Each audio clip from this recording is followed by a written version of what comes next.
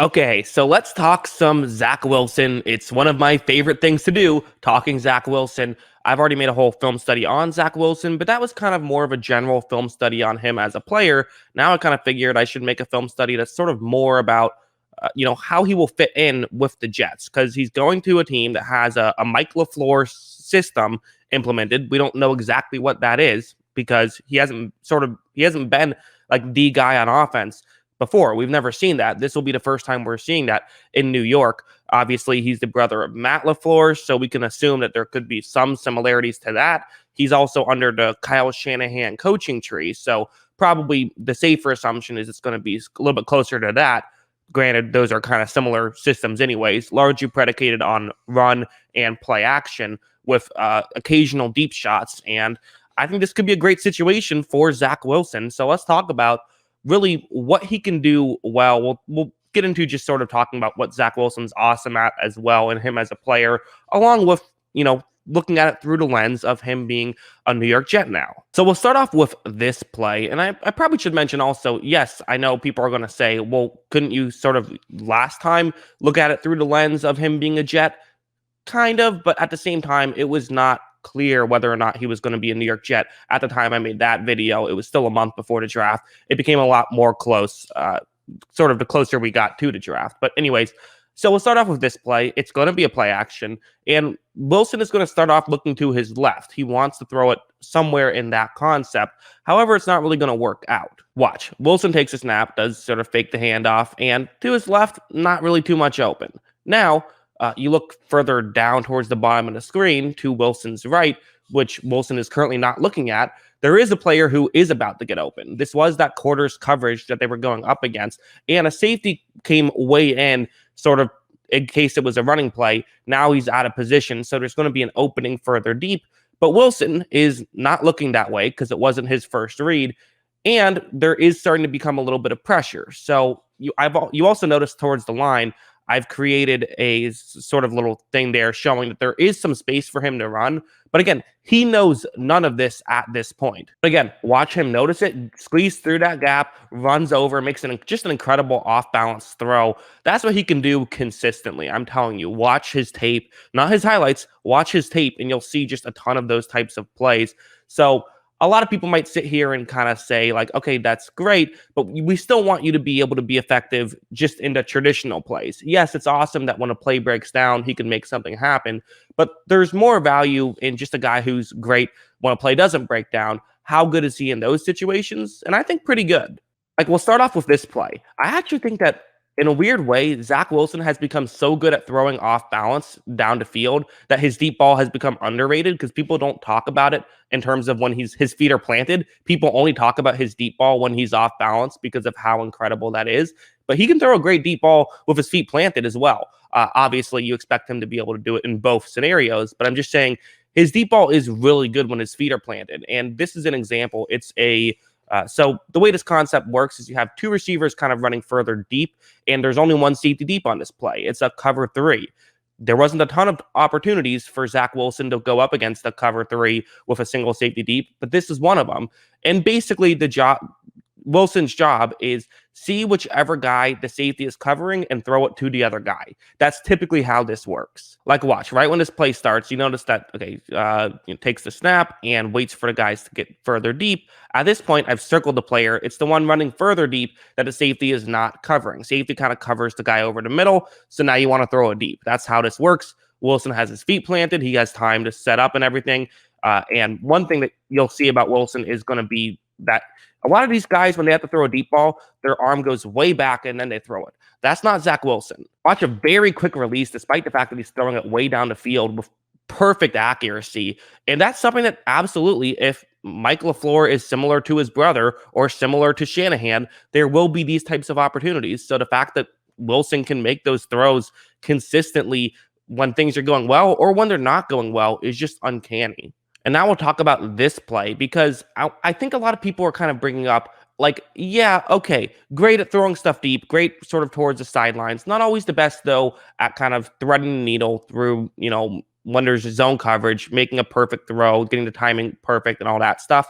To me, I think that's very overblown, and it's not even really a big negative because there are no big negatives with Zach Wilson. You have to nitpick when there's a player of this talent. For the most part, there's a couple things to have, I guess I should say, but you definitely, if you're not a fan of him, to me, it feels like it's nitpicks that are overblown, and that's one of the examples. The guy has a big arm, and he can throw it quickly on a laser. That's something he didn't do a ton, especially early on in the season, but he got a lot better at it later on in the season. And this is an example of just, throwing a ball on a line, getting it somewhere quickly. So worth mentioning, he's at the hash marks towards the top of the screen. This throw was going to be at the numbers all the way on the bottom of the screen. That's a big difference just there. If he was just throwing it a screen pass, this is already far away, but obviously it's going to be a little bit further down the field as well. But watch Wilson take the snap. Again, it's a play action. And again, watch his quick release and gets there in a hurry, which allows his receiver to, well, he fumbled the football, so that wasn't great, but it should have allowed him to have plenty of time to try and make a move. Very good job. Very good throw from Zach Wilson. The guy has a big arm and he can throw those ones on a line like that, which there's been a couple of instances where he didn't do a great job early on in the season, but he got much better at it as the season went on. And I would say he's even really good at that kind of stuff at this point. Like this one's a good example of exactly that. So what's going to happen on this play is it's going to be zone coverage, cover 3 zone. And you see that it's, again, that similar situation.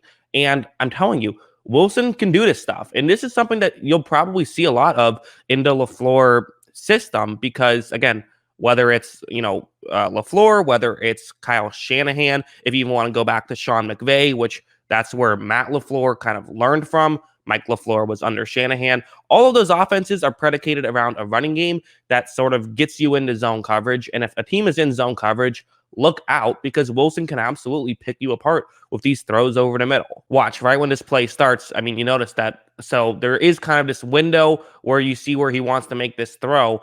And because obviously, I'm talking him up, how this is going to end. Wilson does make this perfectly accurate throw, just an incredible throw. And again, that's just kind of what he did consistently. It's the consistent accuracy, whether he's off platform or what. And I think that it's remarkable how well he can play in pretty much every situation. Like you hear people bring up, the Justin Fields truthers that, some people even think are better than Zach Wilson. They'll bring this kind of stuff up and say, oh, well, Fields is good at threading the needle in between zone coverage over the middle throws. I don't even agree with that unless you look at the couple of games early on in the season where Wilson was bad, or really even the couple of plays where Wilson was bad. And now we'll go over to this play, because while we're on the subject of stupid, overblown concerns about someone that doesn't matter and is just silly, let's talk about a play like this, because this is the perfect example of busting a narrative, essentially, because there is a narrative that, well, he was, playing for BYU against a bunch of guys that, would never even make a practice squad in the NFL, guys that are like high school players. That's what people are saying. It's not true. The lack of competition did not help Zach Wilson. Zach Wilson would have had a much better time playing for Ohio State, playing for Clemson, playing for North Dakota State, or playing for Alabama. All of those Big Five guys, I would say that Zach Wilson had the most difficult situation, which they were all good situations, but he had the most difficult of the 5, and this is the perfect example. So it's going to be zone coverage. It's a cover 3 zone. There's a receiver running a go route towards the sideline. That's what he wants to hit. This is what he's great at. Makes sense. And right when this play starts, notice how, he immediately makes just an incredibly accurate throw that just isn't caught. And he does this all the time. There were so many opportunities where the receiver just did not help him out. And that didn't happen at Alabama. His situation was not a blessing. It wasn't a curse either, but it wasn't a blessing the way it was for some of these other guys. So just a dumb narrative. One more thing talking about Zach Wilson. Let's talk about this play. So this is something that I think you see a lot of, and a lot of people kind of made fun of BYU for it. So it's going to be cover 3 zone, and there's just a lot of stuff over the middle. So, they ran a lot of mesh concepts, things like this, where you want to get stuff over the middle. A large part of this is because teams started, on this play they're not, but on a lot of plays, they had 2 safeties deep, and they're even showing 2 safeties deep on this play, even though it's going to actually be a cover 3. But typically, when you have 2 safeties deep, what do? You can't keep throwing the ball deep, even though that's what Zach Wilson is great at. you instead run the ball, or you run stuff like this, get sort of quick passes. So that's a huge part of why they ran a lot of stuff like this, was just because it was working, since other teams were playing two safeties deep so much because of the fear of Wilson. But anyways, right when this play starts, there is going to be some pressure from the inside. There's a defensive tackle does a great job of winning his matchup, because again, one of those dumb narratives, oh, Zach Wilson, he was never under pressure. I mean, the offensive line was good, but like, let's not pretend that he never had any snaps where he was under pressure. He was pressured a decent amount. It wasn't like obvious that he was never pressured compared to some of these other guys. Again, when we're talking about the big five quarterbacks. But anyways, watch him scramble up and then do this little shovel pass thing to get a completion. I mean, that's not something you see too often. I'll show the other angle of it just because that'll give you kind of a better view of what exactly happened. Just kind of a fun play. And he does, again, this is why he gets those comparisons to Patrick Mahomes, is because of plays like that, which, again, it's unfair to compare anybody to Patrick Mahomes. I get it. Patrick Mahomes is the greatest quarterback in the NFL right now, probably, almost definitely. But that's why those comparisons exist. Now, some people will look at a play like that and say, well, okay, yeah, so there's that kind of fun little gunslinger mentality in a sense, but doesn't that result in turnovers? And it does. Like, I'm not going to sit here and pretend it doesn't. You know, Mahomes has done an incredible job at having that kind of mentality without turning the ball over.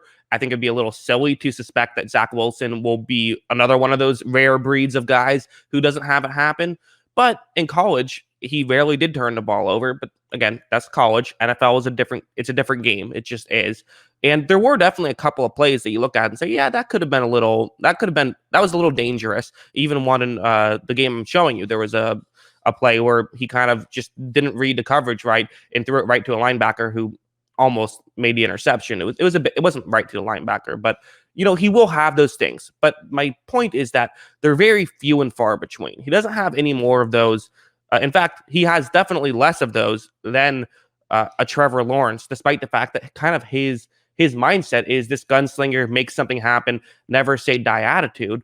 And while I've criticized Justin Fields for that, the issue is that when Fields starts doing that, he ends up throwing interceptions. He ends up turning the ball over or just making dumb decisions. Wilson does not make dumb decisions and will take a play for a loss here and there. Maybe he should take a little bit more. In fact, I would say he should take a little bit more, but he's almost right there. He's almost where I want him to be already. Whereas a lot of these guys are very far off.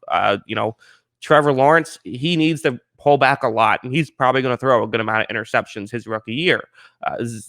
Again, Justin Fields, he's someone who he needs to just be a little bit better at saying, okay, this play isn't working. But when Zach Wilson says, okay, this didn't work, where should I go here? Well, he ends up making something happen almost every time. And that's kind of the cheat code that is Zach Wilson. It's hard to really sit here and say he needs to pull back too much, because it's almost always working when he tries to make something happen. So unless there's just a big shift in the NFL, which I don't think there will be, I think a lot of what he does will still work in the NFL. I think he's going to be great.